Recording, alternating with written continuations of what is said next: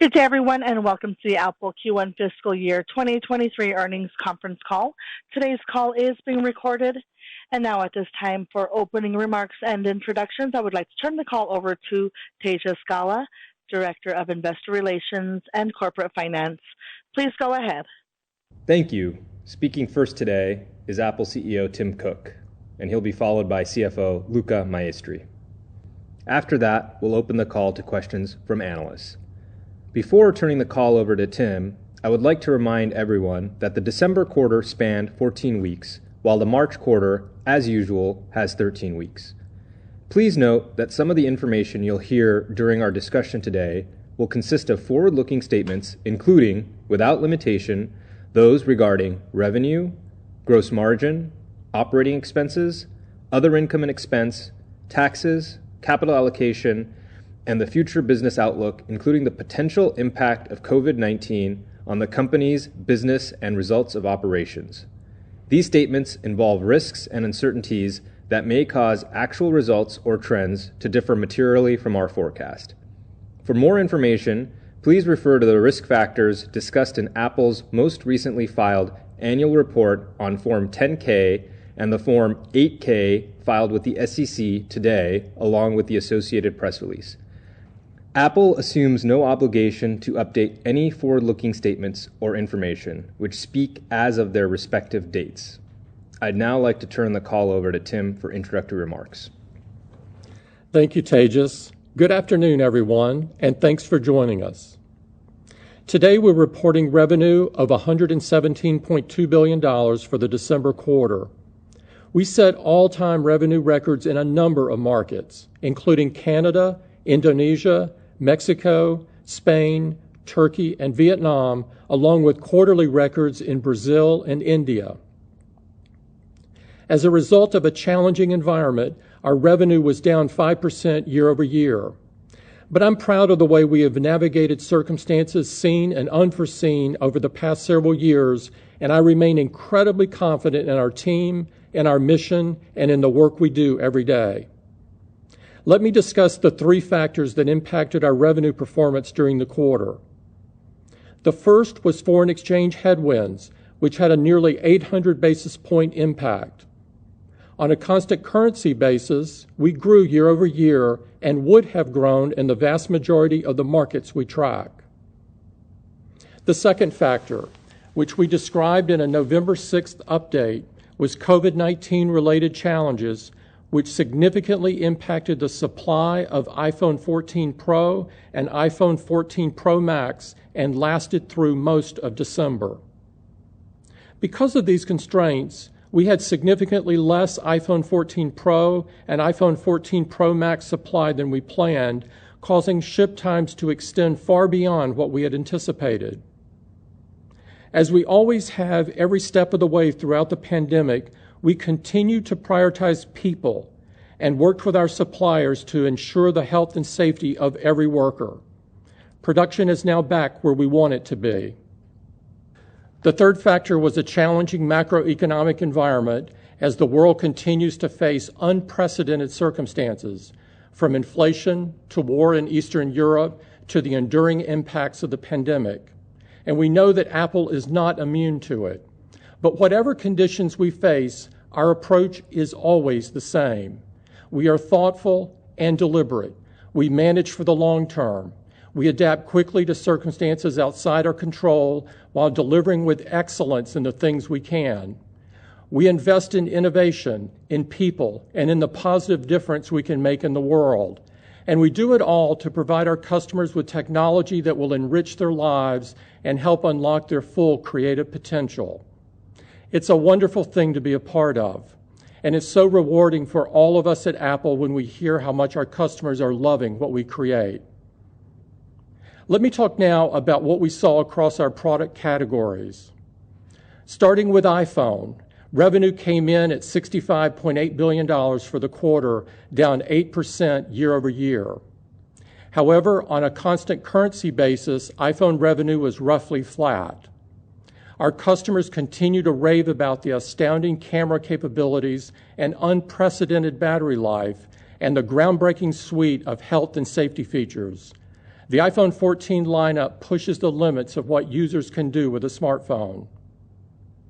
During the quarter, Mac revenue came in at $7.7 billion, which was in line with what we had expected. We had a difficult compare because this time last year we had the extremely successful launch of the redesigned M1 MacBook Pros. We also faced a challenging macroeconomic environment and foreign exchange headwinds. We remain confident in and focused on the long-term opportunity for Mac. Just last month, we introduced new MacBook Pro models powered by our latest developments in Apple Silicon, M2 Pro and M2 Max. These chips enable unprecedented performance and do so with less energy, which is not only good for the environment, but gives the newest MacBook Pro the longest battery life ever in a Mac. We also introduced the M2-powered Mac Mini, which will supercharge productivity for users of all kinds and leave them stunned by just how powerful a Mac Mini can be.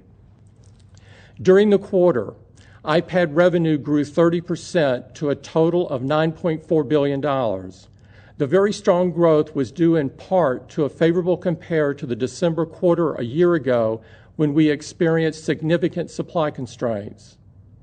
Customers continue to praise our new lineup for its versatility, whether it's the new iPad Pro, now powered by the M2, or the newly designed iPad 10th generation with its stunning liquid retina display and beautiful colors. Revenue for wearables, home, and accessories was $13.5 billion, which was down 8% year over year, driven by foreign exchange headwinds and a challenging macroeconomic environment. We remain excited about the long-term opportunity in the category. As an example, a few weeks ago, we announced the next-generation HomePod, which is an indispensable addition to the smart home. This powerful smart speaker relies on advanced computational audio to produce an incredible listening experience. We're also helping users make their homes safer with sound recognition. This feature, arriving later this spring, allows HomePod to send a notification directly to a user's iPhone if a smoke or carbon monoxide alarm sound is identified. We continue to hear wide praise for Apple Watch Series 8 and Apple Watch Ultra, which has set a new standard for what's possible with a wearable. From a whole host of health and safety features to incredible new capabilities for extreme athletes, there is something for everyone in these amazing products. Customers are excited about some phenomenal new features we've made available across many of our products as well. One of the highlights is Emergency SOS via satellite, which launched for iPhone 14 customers in the US and Canada in November, and for customers in France, Germany, Ireland, and the UK in December. This is a feature we hope our users will never need, but it is incredibly heartening to get emails from people describing the life-saving impact our new safety features have had on them. We're always looking for new ways to empower people to create and collaborate. In December, we released Freeform, a brand new app that lets users take their ideas wherever they want, anywhere they are, all while collaborating in real time. Freeform has already received praise from reviewers for its flexibility and simplicity as it works seamlessly across iPhone, iPad, and Mac. Today, we are very excited to announce that we've achieved a truly incredible milestone. Thanks to our deep commitment to innovation, incredible customer loyalty and satisfaction, and a large number of switchers, we now have more than 2 billion active devices as part of our growing installed base, double what it was just 7 years ago. This is an incredible testament to our products and services and the strength of our ecosystem. We set an all-time revenue record of $20.8 billion in services, which was better than what we had expected. We achieved double-digit revenue growth from App Store subscriptions and set all-time revenue records across a number of categories, including cloud and payment services. All told, Apple now has more than 935 million paid subscriptions. Apple has also just begun a historic 10-year partnership with Major League Soccer. Just yesterday, we launched MLS Season Pass, which will give fans in more than 100 countries access to every live MLS regular season game, as well as the playoffs and MLS Cup, all with no blackouts. And while we're providing more content to sports fans than ever before, Apple TV Plus continues to showcase powerful characters and moving storytelling. We were thrilled to celebrate the holidays alongside our Apple TV Plus subscribers with the hit movie Spirited, and we're delighted to see how much people are enjoying new and returning series like Shrinking, Slow Horses, and Truth Be Told. And we have some great upcoming movies in Sharper and Tetris, along with Emmy Award winner Ted Lasso returning this spring. During the quarter, we made some great updates to Fitness Plus as well, expanding our catalog of more than 3,500 workouts and meditations to include a new kickboxing category and a new sleep theme for meditations. Our latest Artist Spotlight series features the music of the incomparable Beyoncé, and we're excited to take a stroll with guests appearing on our 5th season of Time to Walk. And we continued to build on our decades-long commitment to helping small businesses thrive when we announced Apple Business Connect. This new tool gives business owners even more control over how billions of people see and engage with their products and services every day. Businesses of all sizes can now customize key information for users across Apple Maps, Messages, Wallet, Siri, and other apps. Meanwhile, in retail, we celebrated 25 years of the Apple Online Store and also opened Apple Pacific Center in Vancouver and Apple American Dream in New Jersey. And I'm grateful to all the teams who helped our customers throughout the busy holiday season. At Apple, we spend a lot of time focused on creating an unparalleled experience for our customers in every product and service that we offer. We're also just as dedicated to leading with our values in everything we do. As part of that work, we strengthened our deep commitment to privacy and security, giving users 3 new tools to protect their most sensitive data: iMessage contact key verification, security keys for Apple ID, and advanced data protection for iCloud. At Apple, we feel a deep sense of responsibility to leave the world better than we found it. We're also a year closer to 2030, and we remain ever focused on the environmental commitments we set out for the end of the decade. As an example, the latest Mac Mini and MacBook Pro models all use 100% recycled aluminum in the enclosure and recycled rare earth elements in all magnets. And in a first for HomePod, we're using 100% recycled gold in the plating of multiple printed circuit boards. In honor of Black History Month, we released the Black Unity Collection, including the special edition Apple Watch Black Unity Sport Loop, a new matching watch face, and iPhone wallpaper. Through our Racial Equity and Justice Initiative, we're expanding our support of 5 organizations focused on lifting up communities of color through technology. And we are committed, as ever, to building on our progress around inclusion and diversity. During the quarter, we also announced that since the inception of our giving program 11 years ago, we've donated more than $880 million to humanitarian efforts, disaster relief, childhood education, and more. And over the last 16 years, through our partnership with RED, Apple-supported grants have helped more than 11 million people get the care and support services they need. As we look ahead in 2023, we are excited about the year to come. At Apple, we are always looking forward, always focused on the next challenge, always determined to do great things with unmatched creativity and unrivaled innovation. And that makes me more confident about the future of Apple than I have ever been. With that, I'll turn it over to Luca. Thank you, Tim, and good afternoon, everyone. As Tim mentioned, revenue for the December quarter was $117.2 billion, down 5% from last year. A number of factors had a significant impact on our results. First, we faced a very difficult foreign exchange environment, which affected our performance by nearly 800 basis points. In other words, we grew revenue on a constant currency basis, and in fact, we did so in the vast majority of markets. Second, the macroeconomic environment this past quarter was markedly more challenging than 12 months ago. Third, we experienced significant supply shortages for iPhone 14 Pro and iPhone 14 Pro Max in November and through December. On the other hand, we had the positive impact of the 14th week in the quarter that Tejas mentioned at the beginning of the call. Products revenue was $96.4 billion, down 8% from last year due to the factors I just called out.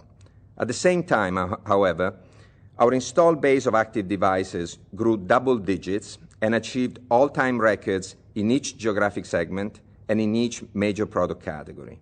We are proud to now have over 2 billion active devices in our installed base. This continued growth in the installed base is due to extremely strong levels of customer satisfaction and loyalty, and a high number of customers who are new to our products. The installed base growth also helped our services set an all-time revenue record of $20.8 billion, up 6% over a year ago. We achieved this new milestone despite more than 700 basis points of negative impact from foreign exchange. We reached all-time services revenue records in the Americas, Europe, and rest of Asia Pacific, and a December quarter record in Greater China. We also set records in many services categories, including all-time revenue records for cloud services, payment services, and music, and December quarter records for the App Store and Apple Care. Company gross margin was 43%, up 70 basis points from last quarter due to leverage and favorable mix, partially offset by foreign exchange. Products gross margin was 37%, up 240 basis points sequentially, and services gross margin was 70.8%, up 30 basis points sequentially, both due to the same factors that impacted total company gross margin. Operating expenses of $14.3 billion were significantly below the guidance range we provided at the beginning of the quarter and grew at a slower pace than in the past, as we took actions to respond to the current macro environment. Net income was $30 billion, diluted earnings per share were $1.88, and we generated very strong operating cash flow of $34 billion. Let me now get into more detail for each of our revenue categories. iPhone revenue was $65.8 billion, despite significant foreign exchange headwinds, supply constraints on iPhone 14 Pro and iPhone 14 Pro Max, and a challenging macroeconomic environment. In spite of these circumstances, we set all-time iPhone revenue records in Canada, Italy, and Spain, and saw strong growth in several emerging markets, including all-time iPhone revenue records for India and Vietnam. Importantly, the installed base of active iPhones continues to grow nicely and is at an all-time high across all geographic segments. In emerging markets in particular, the installed base grew double digits, and we had record levels of switchers in India and in Mexico. Our customers continue to love their experience with our products, with the latest survey of U.S. consumers from 451 Research indicating customer satisfaction of 98% for the iPhone 14 family. Mac revenue was $7.7 billion, down 29% year over year and in line with our expectations. There were three key drivers for our Mac results. First, we had a challenging compare against last year's launch of the completely reimagined MacBook Pros, our first notebooks with M1 Pro and M1 Max. Second, we believe that the macro environment impacted our Mac performance. And third, we faced significant foreign exchange headwinds. At the same time, however, the installed base of active Macs reached an all-time high across all geographic segments, and we continue to see very strong upgraded activity to Apple Silicon. Customer satisfaction with Mac remains very strong at 96% based on the latest survey of U.S. consumers from 451 Research. iPad revenue was $9.4 billion, up 30% year over year, despite significant FX headwinds. This performance was driven by two key items. First, during the December quarter a year ago, we experienced significant supply constraints, while this year we had enough supply to meet demand. Second, we launched our new iPad and the iPad Pro powered by the M2 chip during the quarter. The iPad install base reached a new all-time high thanks to incredible customer loyalty and a high number of new customers. In fact, over half of the customers who purchased iPads during the quarter were new to the product. Wearables, home, and accessories revenue was $13.5 billion, down 8% year over year. The year-over-year decline was driven by significant FX headwinds and a challenging macroeconomic environment. However, our installed base of devices in the category set a new all-time record thanks to the largest number of customers new to a smartwatch that we've ever had in a given quarter. In fact, nearly two-thirds of customers purchasing an Apple Watch during the quarter were new to the product. Moving to services, we generated $20.8 billion in revenue, a new all-time record in total and for many services offerings, in spite of a difficult foreign exchange environment and macroeconomic headwinds impacting certain categories such as digital advertising and mobile gaming. In constant currency, we grew services revenue double digits on top of growing 24% during the December quarter a year ago. We remain focused on the large long-term opportunity in this category, and we continue to observe several trends that reflect the strength of our ecosystem. For example, we saw increased customer engagement with our services during the quarter. Both our transacting accounts and paid accounts grew double digits year over year, each setting a new all-time record. Paid subscriptions also continue to grow nicely. We now have more than 935 million paid subscriptions across the services on our platform, up more than 150 million during the last 12 months alone, and nearly 4 times what we had just 5 years ago. And we continue to increase the reach and improve the quality of our offerings. For instance, Apple Pay is now available to millions of merchants in nearly 70 countries and regions, and we saw a record-breaking number of purchases made using Apple Pay globally during the holiday shopping season. Finally, our installed base of over 2 billion active devices represents a great foundation for future expansion of our ecosystem, and it continues to grow even during difficult macroeconomic conditions, which speaks to the exceptionally high levels of customer loyalty and satisfaction and our ability to attract new customers to our platform. The growth is coming from every major product category and geographic segment, with strong double-digit increases in emerging markets such as Brazil, Mexico, India, Indonesia, Thailand, and Vietnam. Turning to the enterprise market, we are seeing continued adoption of our services for business, like Apple Business Essentials, Apple Care, Tap to Pay, and Apple Financial Services.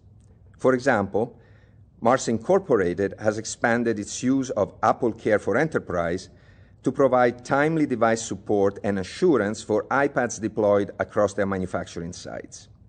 Meanwhile, HCA Healthcare has leveraged Apple Financial Services to manage the annual refresh of its entire fleet of iPhones. This not only ensures that their staff stay current on the latest Apple technology, but also provides them with significant annual savings in the process. Let me now turn to our capital return program and our cash position. We returned over $25 billion to shareholders during the December quarter as our business continues to generate very strong cash flow. This included $3.8 billion in dividends and equivalents and $19 billion through open market repurchases of 133 million Apple shares.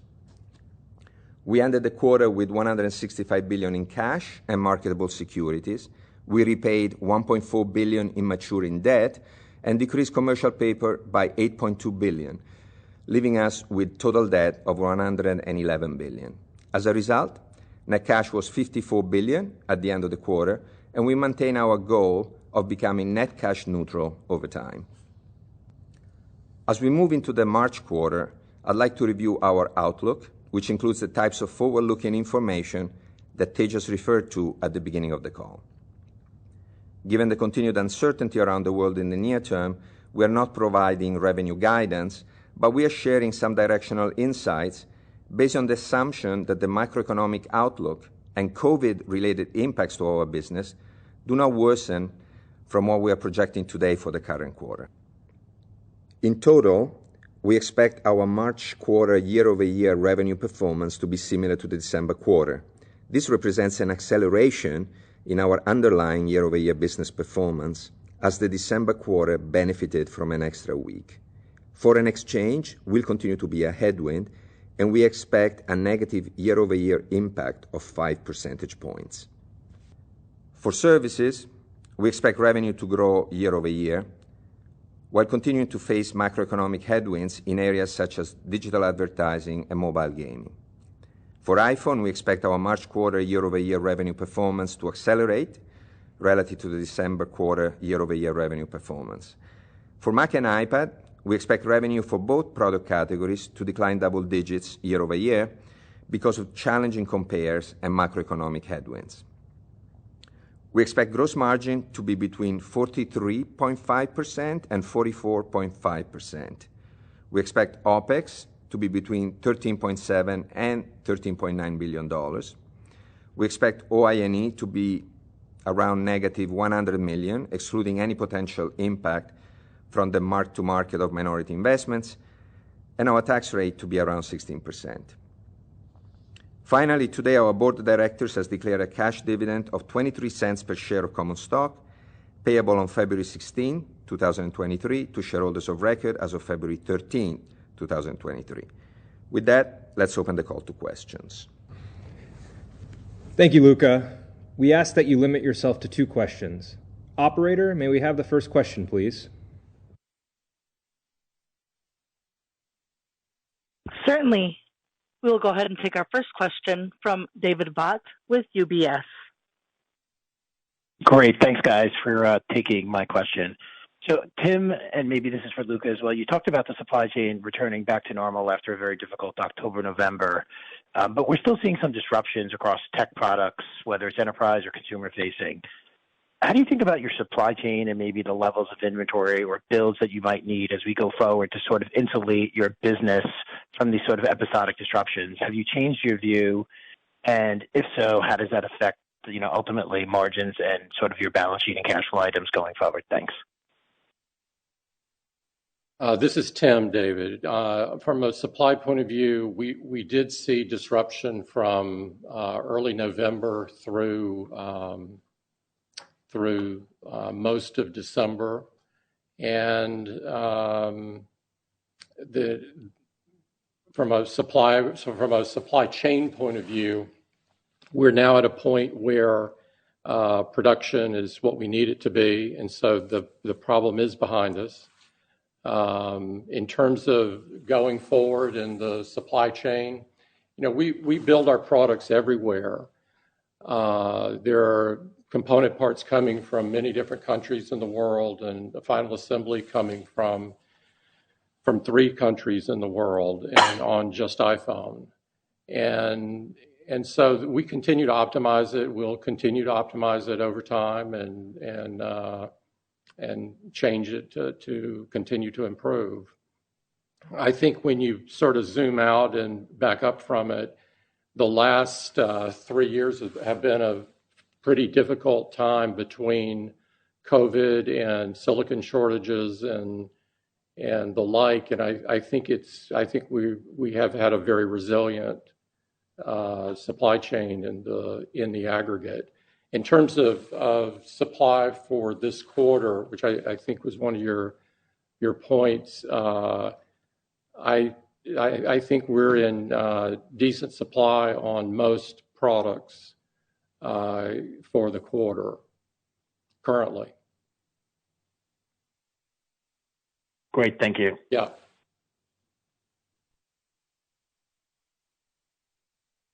Great, thanks. Can we have the next question, please?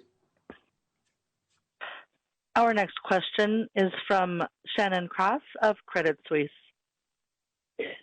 Thank you very much. Luca, I wanted to dig a bit more into the commentary on gross margin. The guidance, especially at 43.5 to 44.5, is obviously quite strong. So I'm wondering what's helping you out there, assume mix and some other things. And then, how should we think about what currency and hedging is going to do as we look forward? And then I have a follow-up. Yep. Shannon, yes, we've had good margin for the December quarter to start with. We reported 43%. Obviously, in December, we have the benefit of leverage because of the seasonality of the business, but we also had favorable mix across the board. Of course, foreign exchange is an issue right now. In the December quarter, on a sequential basis, foreign exchange was a negative 110 basis points for us. And on a year-over-year basis, it's 300 basis points. So obviously, the FX environment has changed a lot during the last 12 months.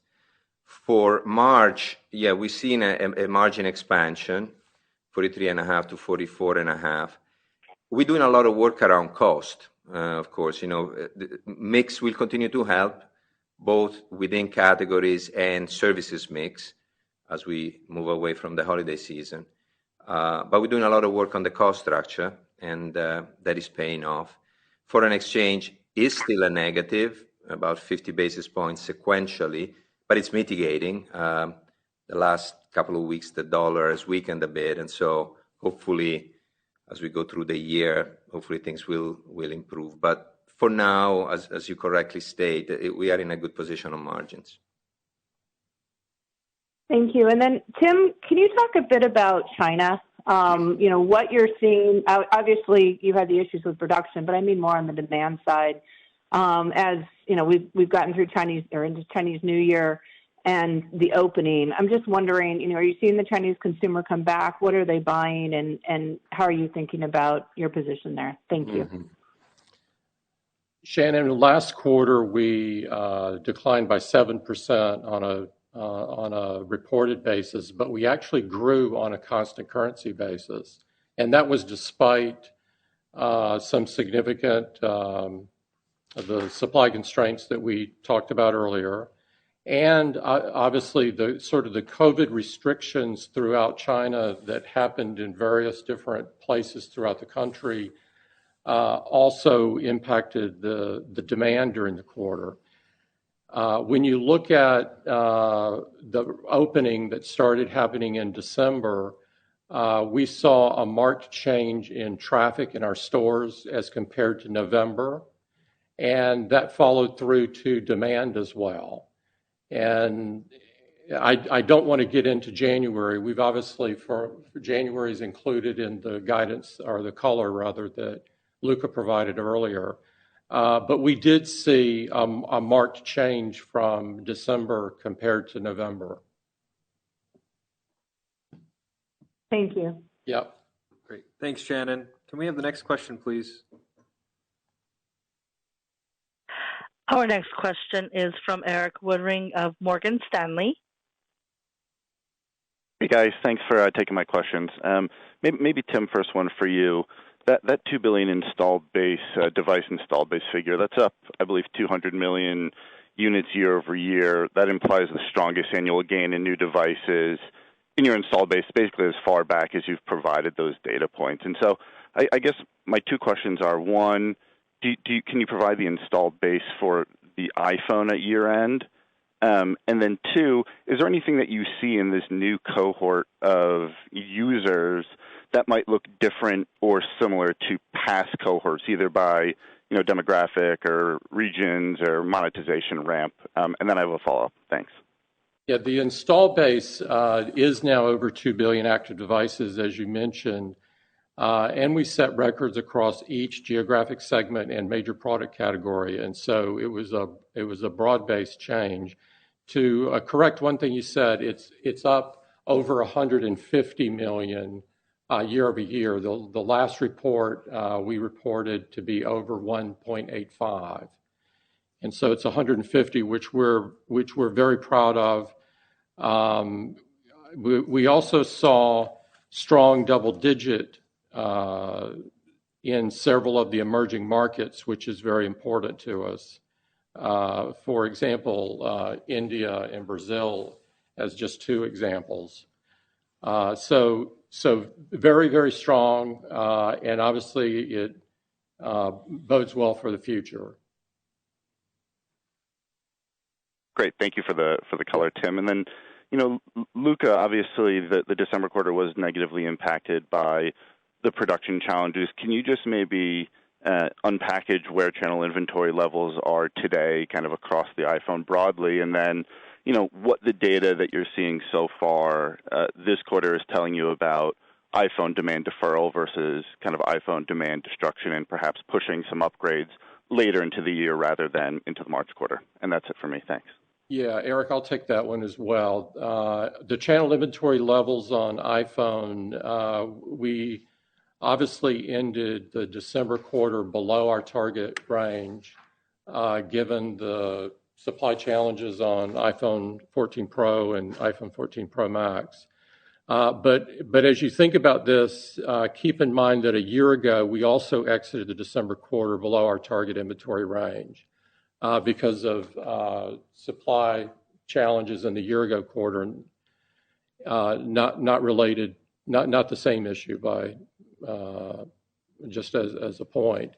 And so that hopefully gives you some flavor of that. In terms of what we're seeing in January, we've included in our color that Luca provided kind of our thinking. It's very hard to estimate the recapture because you have to know exactly what would have happened and how many people bought down, and it takes a while to get those reports in during the quarter, and so we've made our best guess at it. In terms of the sizing of the constraint in Q1, what we estimate, although not with precision, is that we believe iPhone would have grown during the quarter had it not been for the supply shortages. So hopefully that provides you a little bit of color. Yep, that's great. Thanks so much. Thanks, Eric. Can we have the next question, please?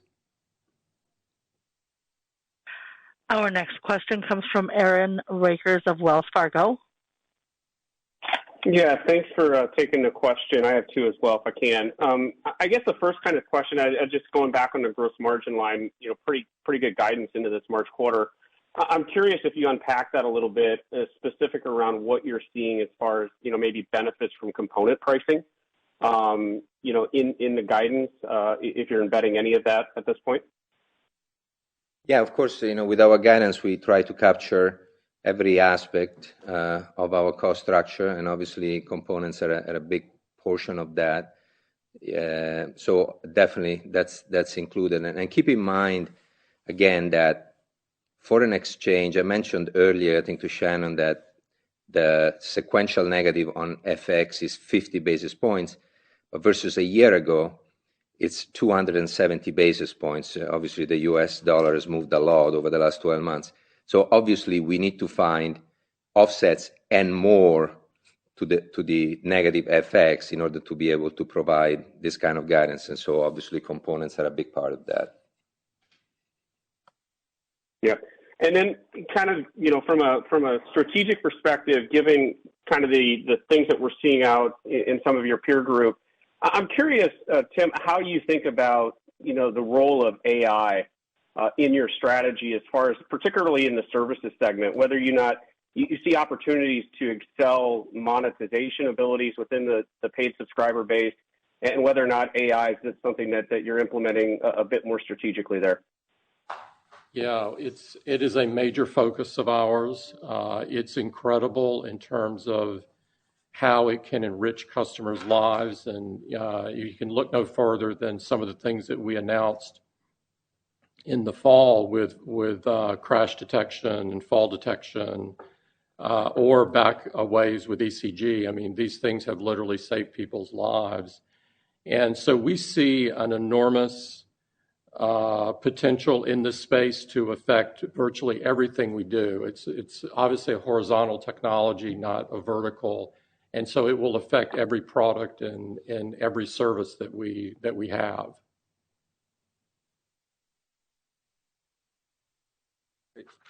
Thanks. Can we have the next question, please? Certainly. Our next question comes from Amit Daryanani of Evercore.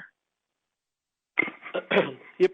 Thanks for taking my question. I guess the first one I have is, Tim, I think based on your earlier comments that iPhones would have grown ex the production issue, that imply that maybe it's a $7 billion or so impact that you had in December quarter from the production challenges on the high-end models.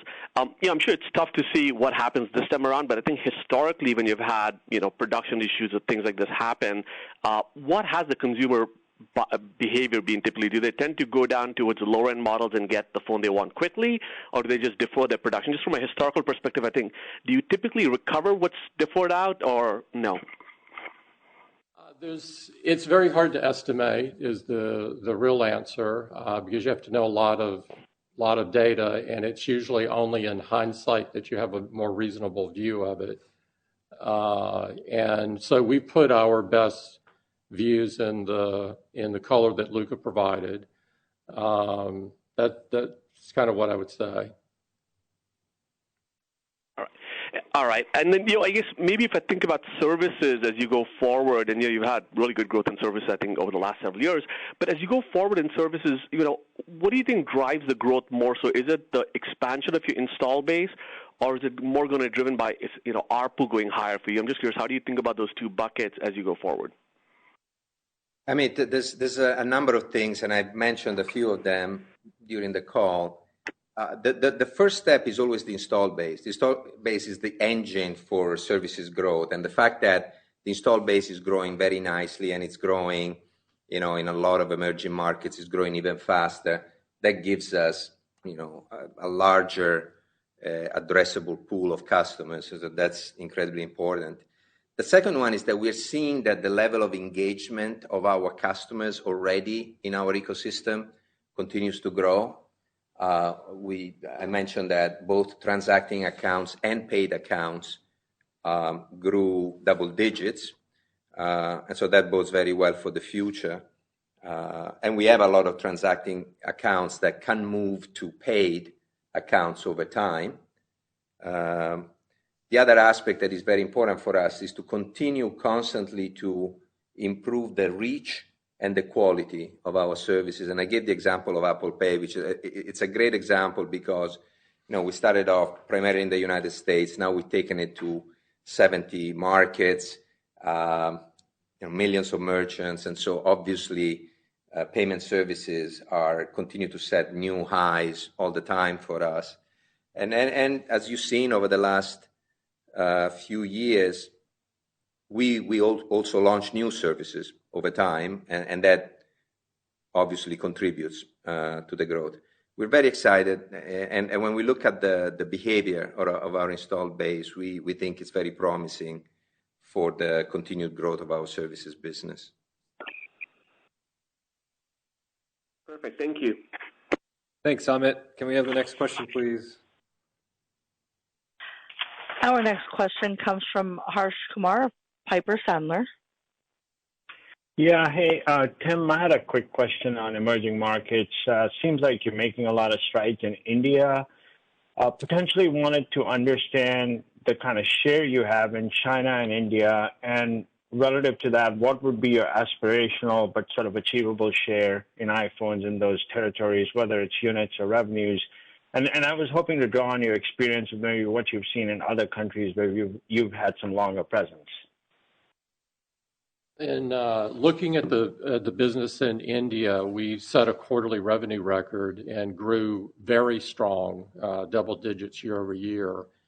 And so we feel very good about how we performed, and that's despite the headwinds that we've talked about. Taking a step back, India is a hugely exciting market for us and is a major focus. We brought the online store there in 2020. We will soon bring Apple Retail there. So we're putting a lot of emphasis on the market. There's been a lot done from a financing options and trade-ins to make products more affordable and give people more options to buy. And so there's a lot going on there. We're in essence taking what we learned in China years ago and how we scaled China and bringing that to bear. And I don't have the exact market shares in front of me, but I think you would see that from a market share point of view that we grew around the world last quarter on iPhone, despite the challenges that we had on the supply side. And I wouldn't expect to have a difference in those two markets.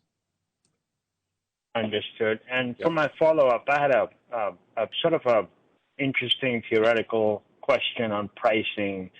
Assuming we get the CHIP Act passed and there's a whole bunch of manufacturing that happens in U.S. and other territories that are potentially somewhat more expensive than the ones you might be in now, has the company done any studies to gauge the elasticity of demand relative to small price increases in your products? We have experience in that, but I wouldn't necessarily draw the same conclusion that you have in terms of the cost of the product. We don't know at this point exactly what that will be, but we're all in terms of being the largest customer for TSMC in Arizona, and are very proud to take part in that. That's what I would say about that. Okay, fair enough. Thank you, Tim. Yeah. Thanks. Can we have the next question, please? Sure. Next question comes from Wamsi Mohan of Bank of America. Yes, thank you. Tim, you've done a phenomenal job with driving consumer choice towards higher-end products within your portfolio.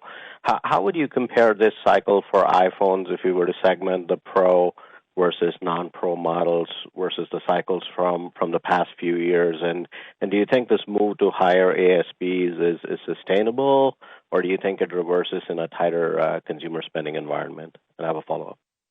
The Pro has been a 14 Pro and the 14 Pro Max have done extremely well up until the point where we had a supply shortage and couldn't provide the total of the demand.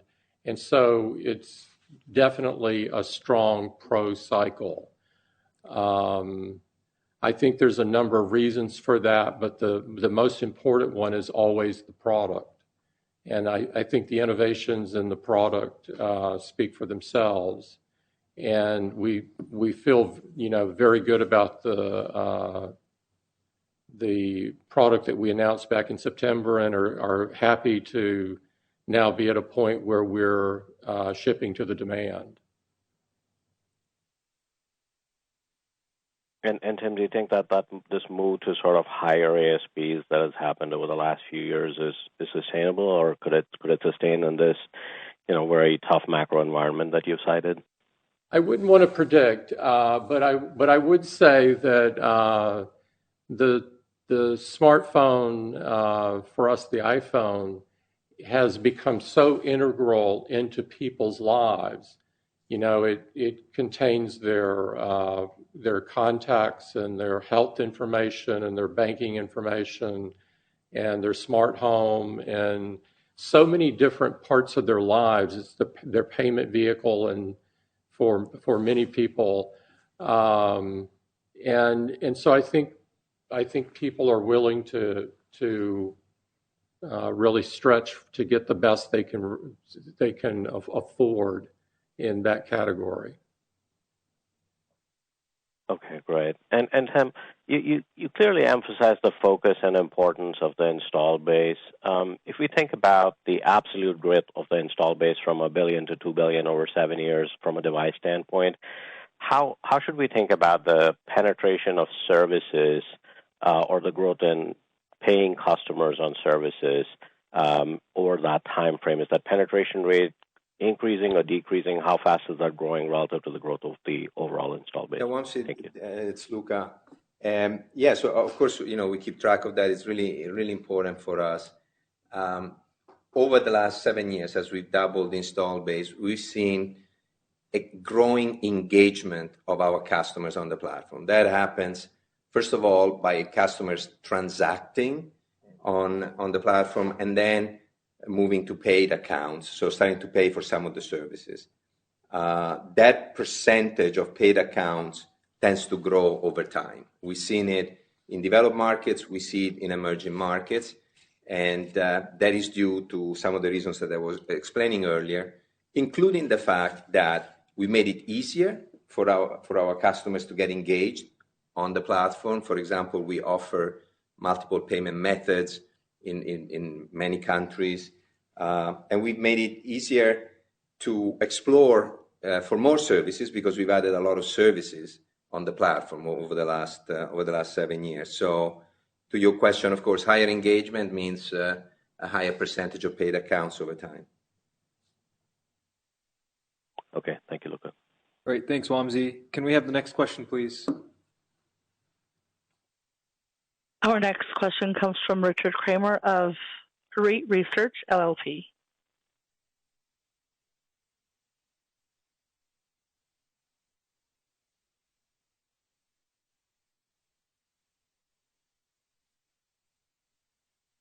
Operator, Richard. Yeah. Can we move on to the next? Richard.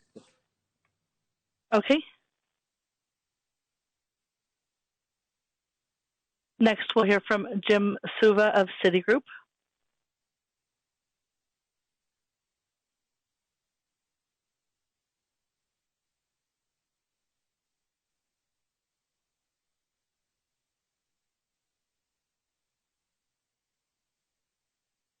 And Jim, your line is open.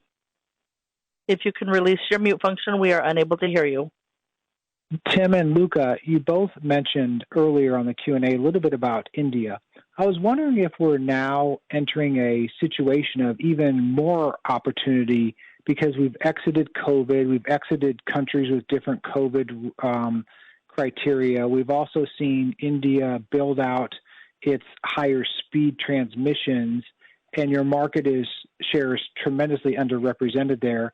And it appears with the supply chain, you're looking at diversifying kind of operational risk, not specific to any country, but just overall of, now you look at potentially opening up stores and stuff. Am I right that that's the way you look at it, is it's even more prime for opportunity now than ever?